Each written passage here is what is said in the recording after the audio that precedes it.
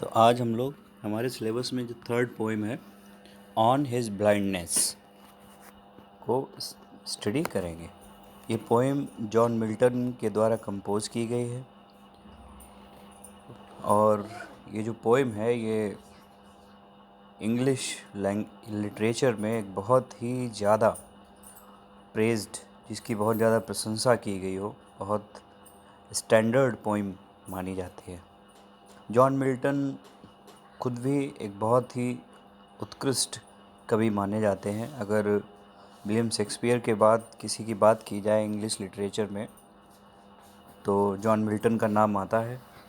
सूरदास जी को John Milton कहा जाता है भारतीय हिंदी साहित्य का, क्योंकि वो भी अंधे थे और जॉन मिल्टन जी भी अपनी लगभग 42-43 साल की उम्र में इनकी आंखों की रोशनी चली गई थी। इस पोइट के बारे में जितना कहा जाए उतना कम है। एक उदाहरण मैं देता हूँ। इन्होंने अपने अंधे होने से पहले एक इपिक लिखा था। इपिक का मतलब महाकाव्य, जैसे हमारे रामायण और महाभारत हैं, उसी तरह का एक महाकाव्य लिखा था जिसका नाम था द पैराडाइज लॉस्ट, स्वर्ग का खोना, स्वर्ग खो गया। इस तरह से एक इपिक था, इसका नाम था द पैराडाइज लॉस्ट। और फिर उनकी आंखों की रोशनी अचानक चली गई।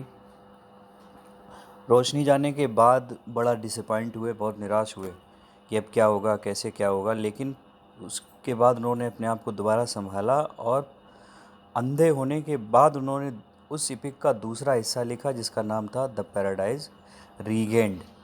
पैराडाइज का मतलब स्वर्ग की पुनः प्राप्ति।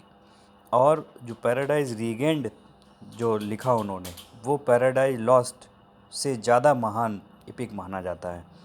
तो इससे आप इस एग्ज़ाम्पल से आप समझ सकते हैं कि वो जो कवि हैं ये कोई छोटे कवि नहीं है, बहुत ही उत्तम कोटि के ये कवि हैं।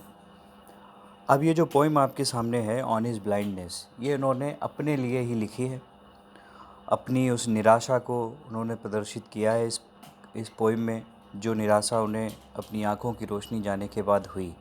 लेकिन ये पोइम जो है ये निराशाजनक पोइम बिल्कुल भी नहीं है। ये पोइम है, ये कविता है हमारे अंदर छुपी हुई हमारी संभावनाओं की। उन्हें शुरुआत में निराशा होती है कि अब वो कैसे कविताएं लिखेंगे। उन्हें लगता है कि ईश्वर की सेवा करने की जो कला उनके पास थी कविताएं लिखकर, वो तो छीन ली गई। अब वो कैसे ईश्वर की सेवा कर पाएंगे। लेकिन फिर अंतरात्मा, उनकी जो अंतरात्मा है वही उन्हें खुद इस बात का जवाब देती है कि कैसे ये सब होगा। तो ये चीज़ें आपको इस पोइम में मिलेंगी। ये जो पोइम है ये टोटल 14 लाइनों की है और 14 लाइनों की कविता को मैं पहले भी बता चुका हूँगा। 14 लाइनों की कविता को सोनेट कहा जाता है, SONNET, सोनेट। तो क्योंकि ये मिल्टन ने लिखी है तो ये मिल्टोनिक सोनेट एक्चुअली इसको कहा जाता है। बेसिकली ये सोनेट है, लेकिन मिल्टन का अपना स्टाइल है सोनेट्स लिखने का, तो उसको मिल्टोनिक सोनेट कहा जाता है। आप फर्स्ट ईयर में 11th में एक सोनेट पढ़ चुके हैं, मर्सी। वो विलियम शेक्सपियर ने लिखी थी तो उसे शेक्सपियरियन सोनेट कहा जाता है। ठीक है, चलिए अब हम लोग शुरू करते हैं हमारी पोएम। शुरुआत करते हैं वो। When I consider how my light is spent ere half my days in this dark world and wide. लिखते हैं व्हेन आई कंसीडर, जब मैं इस बात के बारे में सोचता हूँ, how my light is spent, कैसे मेरी रोशनी, स्पेंट का मतलब है ख़त्म हो गई, खर्च हो गई, चली गई। कैसे मेरी रोशनी, आँखों की जो रोशनी है वो चली गई। एर हाफ माई डेज, एर का मतलब होता है बिफोर, माई डेज़ का मतलब मेरे जीवन के जो दिन थे उनके आधे व्यतीत होने से पहले ही मेरी आंखों की जो रोशनी चली गई।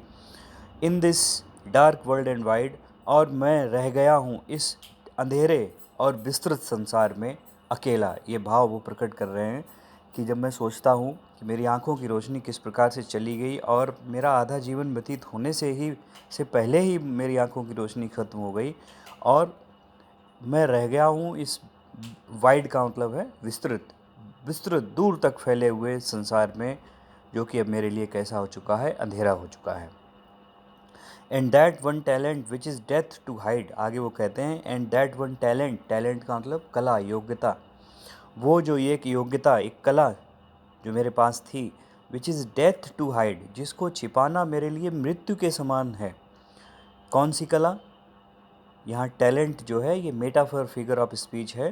किसके लिए? उनकी कविताएं लिखने की कला, जो कवि की जो कला है उसके लिए ये टैलेंट वर्ड यूज़ हुआ है। तो मेटाफर इसे कहेंगे। वो कह रहे हैं that one talent which is death to hide, वो एक कला, वो एक योग्यता जो जिसको छिपाना, टू हाइड का मतलब छिपाना, जिसको छिपाना मेरे लिए मृत्यु के समान है। कि मैं अगर अपनी उस कला को अपने आप से अलग कर दूंगा तो इसका मतलब होगा कि मेरी मृत्यु हो गई है। वही कला का क्या हुआ है आज?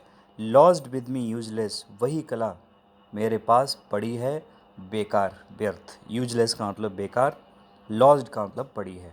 मतलब जो कला मेरे लिए इतनी महत्वपूर्ण है कि जिसके बिना मैं जीवित नहीं महसूस करता हूँ, वही कला आज मेरे पास यूज़लेस पड़ी है। क्यों यूज़लेस पड़ी है? क्योंकि उनकी आंखों की रोशनी चली गई, तो वो लिखने की जो क्षमता है वो उन्हें लग रहा है कि अब चली गई, उनके वो कविताएं लिखने की क्षमता खो चुके हैं।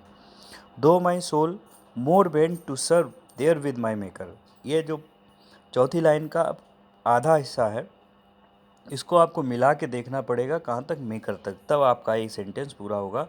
और यही वो आर्ट है जिसके बारे में मैं कह रहा था। ये मिल्टोनिक सोनेट का सिग्नेचर मान लीजिए कि इस तरह की राइमिंग वो क्रिएट करते हैं।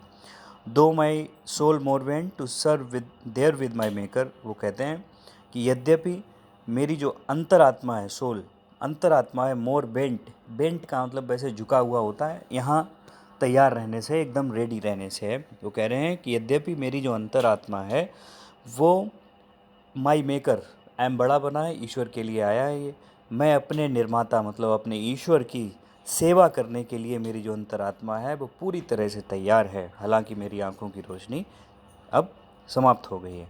And present my true account, और मेरी अंतरात्मा तैयार है अपने ट्रू अकाउंट का मतलब है पूरी क्षमता के साथ अपने ईश्वर की सेवा करने के लिए, अपनी सच्ची श्रद्धा उनके प्रति जो है उसको दिखाने के लिए कि मैं वास्तव में आपका एक सच्चा भक्त हूँ।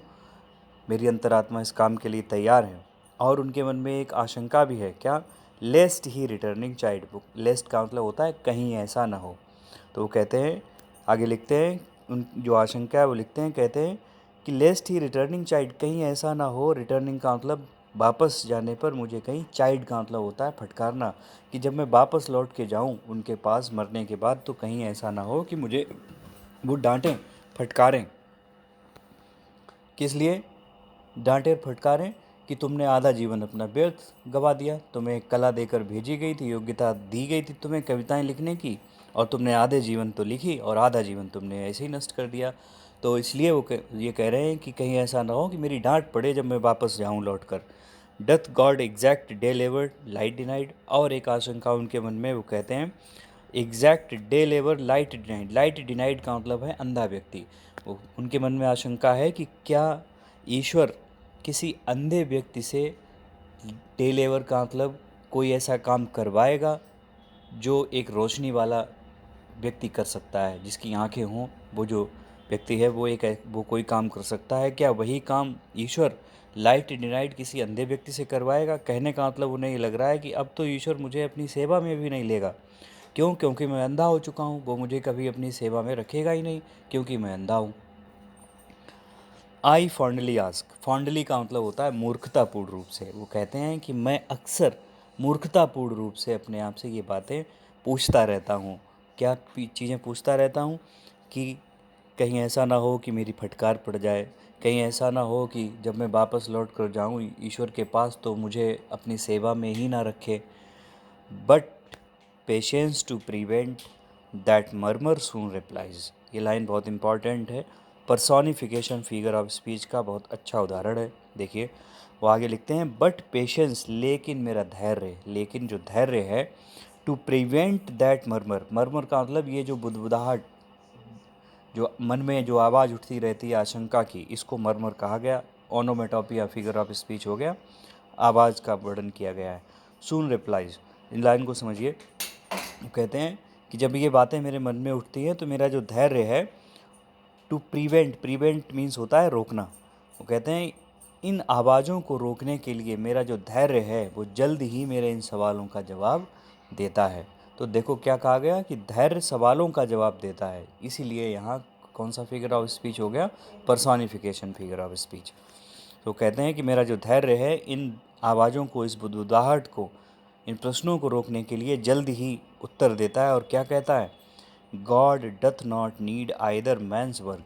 अब ये धैर्य की आवाज़ है, मतलब उन्हें एक अंतरात्मा की आवाज़ उनकी आती है, उन्हें एहसास होता है सच्चाई का। और वो एहसास क्या है? वो कह लिखते हैं, God doth not need either man's work और हिज ओन गिफ्ट्स। ईश्वर को न तो इंसान से कोई सेवा चाहिए, वर्क का मतलब यहाँ पर कार्य सेवा से है, कि इंसान से न तो ईश्वर कोई सेवा करवाना चाहता है और हिज ओन गिफ्ट्स, और ना ही चाहता है अपने खुद के दिए हुए उपहारों को वापस। अब इसको समझिए, ये पूरा संसार, ये पूरी दुनिया किसने बनाई? ईश्वर ने। इंसान को सब कुछ दिया किसने? ईश्वर ने। आप जो प्रसाद या जो रुपया मंदिर पर अपने ईश्वर को जो भी चढ़ाते हैं, चादर चढ़ाते हैं, फूल चढ़ाते हैं, अगरबत्तियाँ लगाते हैं और कोई भी चीज़ अर्पण करते हैं, वो सब एक्चुअली हमें मानव को ये सब चीज़ें दी किसने? भगवान ने। और हम उन्हीं चीज़ों को वापस उनके ऊपर अर्पित कर देते हैं। फूल ईश्वर ने बनाया, हमने तोड़ा, वापस ईश्वर के ऊपर जाके चढ़ा दिया। हम खुश हो गए कि हमने भगवान को खुश कर लिया, हमने भगवान को गिफ्ट दे दिया।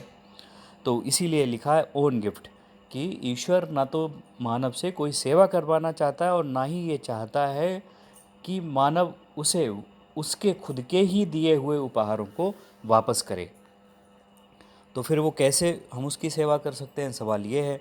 उसके लिए भी उन्होंने लिखा है, क्या लिखा? Who best bear his mild yoke they serve him best. उन्होंने लाइन लिखी है और बहुत महत्वपूर्ण है, कि वो व्यक्ति bear his mild yoke, his का मतलब देखो ईश्वर से है, बाई योक, यही योक मीन्स होता है जुआ। कौन सा जुआ? जो बैलों के कंधों पर रखा जाता है, ये जिम्मेदारी का प्रतीक है। तो लिखते हैं कि वो व्यक्ति जो ईश्वर की दी हुई जिम्मेदारियों को बियर बेस्ट बियर का मतलब अपने सर्वश्रेष्ठ तरीके से निभाता है, दे सर्व हिम बेस्ट, वही व्यक्ति उसकी सबसे अच्छे तरीके से सेवा कर पाता है। कहने का मतलब है जॉन मिल्टन के अनुसार कि ईश्वर की सेवा करने का जो सर्वश्रेष्ठ तरीका है वो है अपनी जिम्मेदारियों का निर्वहन अपनी पूरी क्षमता के अनुसार करिए। भले ही वो जिम्मेदारियां आप निभा पाएँ या उनको निभाने में असफल रहें, लेकिन प्रयास आपका सर्वश्रेष्ठ होना चाहिए। हिज स्टेट, आगे वो लिखते हैं, हिज स्टेट इज़ किंगली। ये भी उनका अंतरात्मा की अनुभूति है, एहसास है, उन्हें सच्चाई का अनुभव हो रहा है। क्या लिख रहे हैं? हिज स्टेट इज़ किंगली, उसका जो राज्य है वो राजाओं के समान है। किसका? ईश्वर का। Thousands at his bidding speed, उनके बिडिंग स्पीड का मतलब है एक इशारे पर, उनके एक इशारे पर हज़ारों सेवक, थाउजेंड्स का मतलब हज़ारों सेवक, and post over land and ocean without rest, land and ocean, द्वीपों को, महासागरों को उनके एक इशारे पर लांग जाते हैं। कि उन भाव क्या लाना चाहते हैं? कि मानव में इतनी क्षमता नहीं है कि वो ईश्वर की सेवा कर पाए अपनी शारीरिक शक्ति से। क्यों? क्योंकि उनके एक इशारे पर हजारों सेवक, देवदूत उनके एक इशारे पर महासागरों को, महाद्वीपों को लांग जाते हैं। तो इंसान में कहाँ इतनी काबिलियत है कि वो ईश्वर की सेवा कर पाए अपने शरीर से। They also serve who only stand and wait, आगे वो आखिरी लाइन लिखते हैं कि वे लोग भी ईश्वर की सेवा ही कर रहे होते हैं वास्तव में। कौन लोग? स्टैंड एंड वेट, जो खड़े रहकर इंतज़ार करते हैं ईश्वर की इच्छा के सामने, धैर्य रखते हैं, ईश्वर की जो इच्छा है उसको स्वीकार करते हैं, धैर्य बनाए रखते हैं। ऐसे लोग भी वास्तव में ईश्वर की सेवा ही करते हैं। कहने का मतलब है कि ईश्वर की इच्छा के अनुसार अपने आप को समर्पित कर देना भी ईश्वर की सेवा ही है। इस तरह से उन्हें फाइनली ये महसूस होता है कि आँखों की रोशनी चला जाना जो है उनके जीवन का अंत नहीं है, केवल एक रुकावट है जिसको कि उन्हें जीतना है। और उसके बाद मैंने बताया आपको कि उन्होंने द पैराडाइज रीगेंड नाम का एपिक लिखा, जो पहले वाले हिस्से से ज़्यादा महान और फेमस हुआ। इस तरह से ये पोएम ही आपको बता रही होगी कि जॉन मिल्टन का जो क्लास है वो बहुत असाधारण है। चलिए, अगर कोई कन्फ्यूज़न है कहीं स्टेंजा में तो आप लोग पूछिएगा, और मैंने नोट्स पहले ही पोस्ट कर दिए, उन्हें लिखते ज़रूर रहिएगा।